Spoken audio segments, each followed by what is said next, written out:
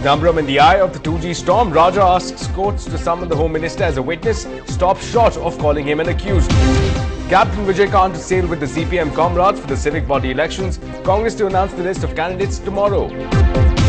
The battle for Chennai mayor's post heats up. Incumbent M. Subramanian and key challenger AIDMK Saida Doraisamy file nomination papers. DMK steps up the ante against the treatment of jailed party leaders, cites human rights violations. Nothing can compensate for loss of life, claims the Apex Court. Reject efforts to increase the compensation for Kumbakonam fire tragedy victims.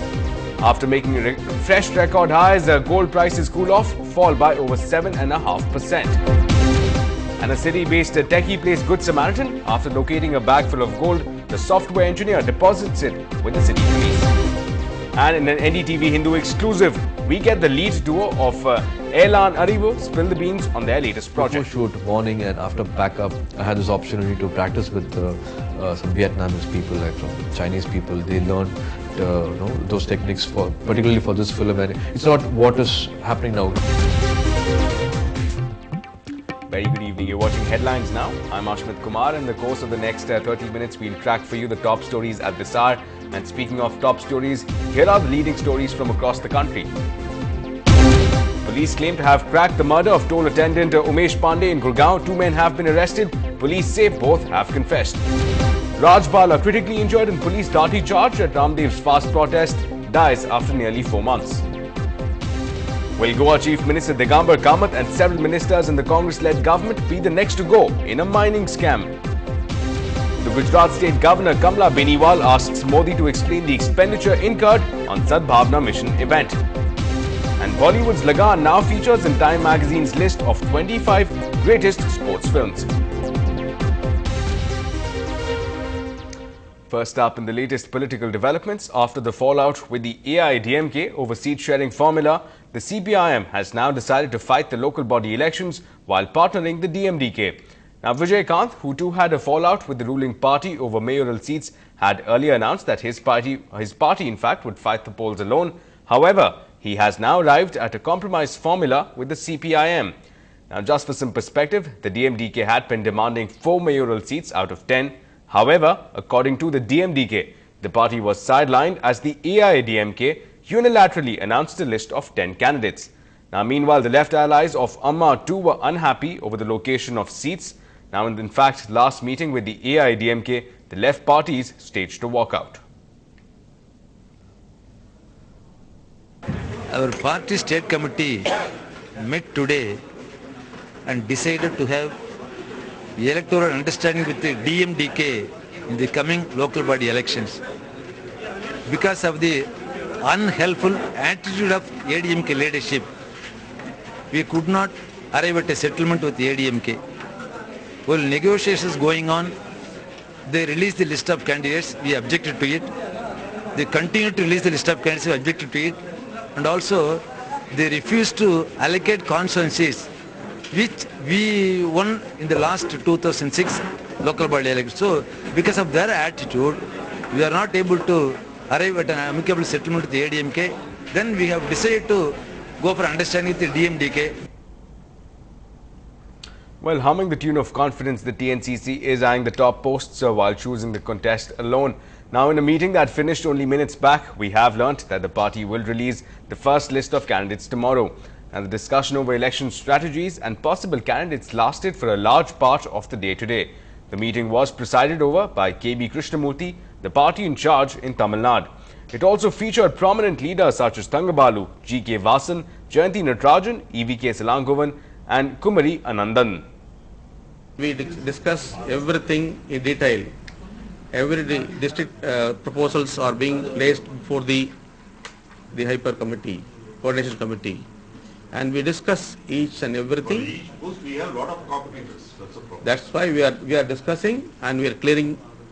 Almost we have cleared 7-8 districts up to now. Tomorrow we will release it. Well, meanwhile, the battle for the top post, Chennai mayor, is heating up between the two leading contenders. Saida Doraisamy, the AIDMK's candidate, today filed his nomination papers. The ruling party, according to political experts, is expected to rally support around the leader through his image as an educationist, empowering the dreams of civil service aspirants.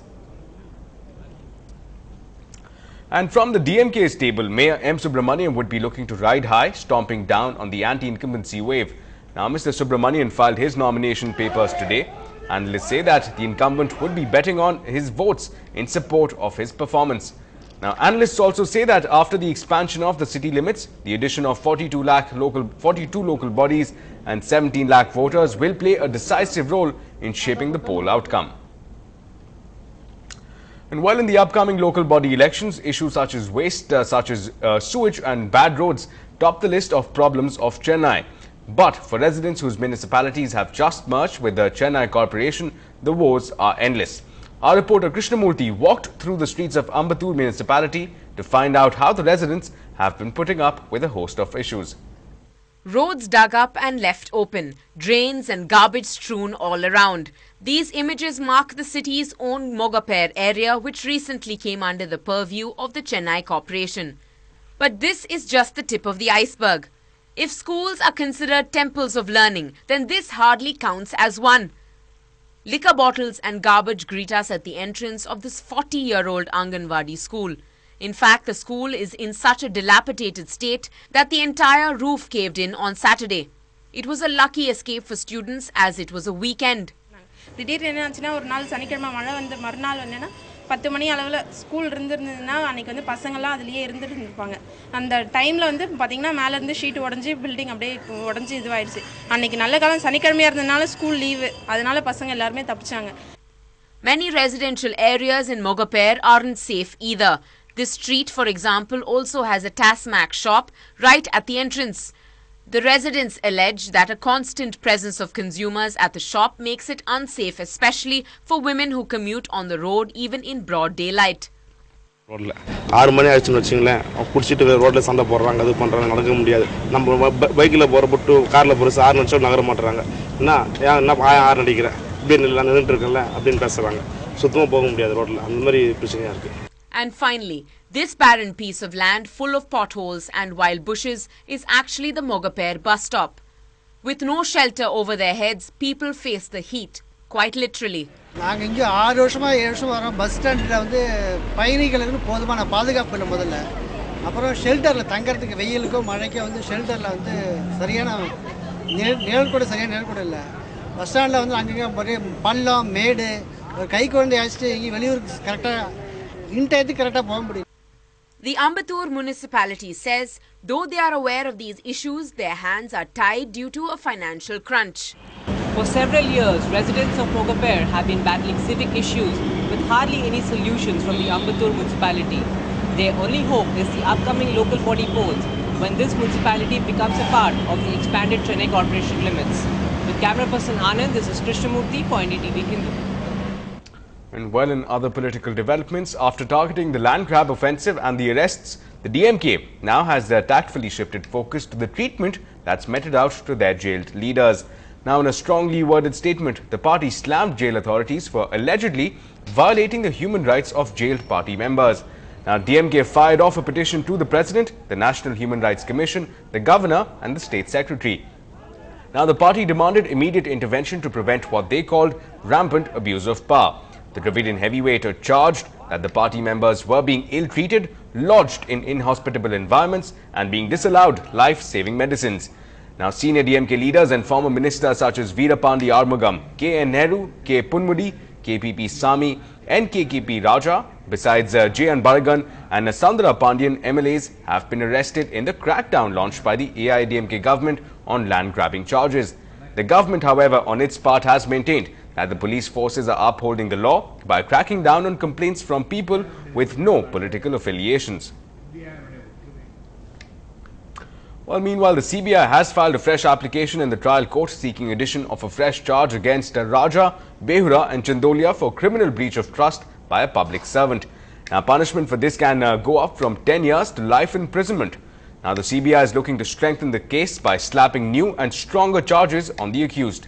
Under the charges levelled earlier, the maximum sentence is 7 years.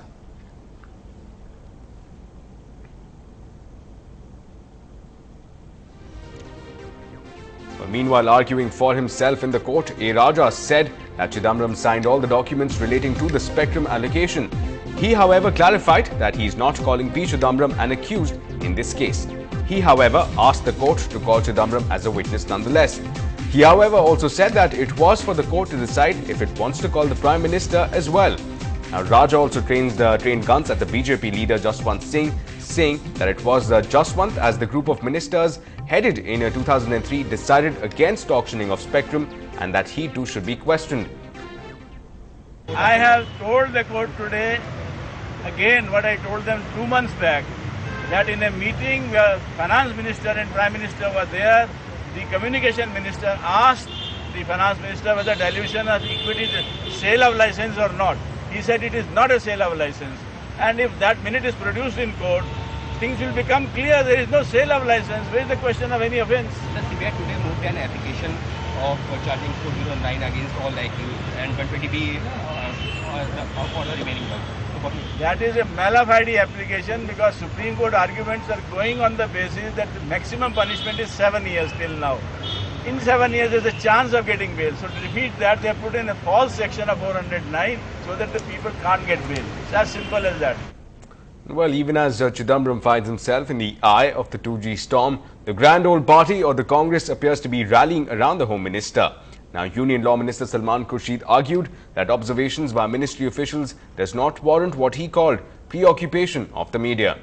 Finance Minister is not in the country. He will be back today, as I understand. The Prime Minister is not in the country. He will be back also by tomorrow evening. So, in the Prime Minister and Finance Minister are back here, I'm sure we will be given a briefing on what is the exact position. But before that, let me just say this much to you. I have read that document. I don't want to go into detail in that document because it's before courts and so on and it's sub judice. But in that document, if all the facts are taken to be correct, the inferences that are being drawn in the document itself, I'm not sure are warranted. Well, up ahead, the Director of Revenue Intelligence makes a multi-crore rupee bust at the Chennai port. We bring to you all the details on the other side.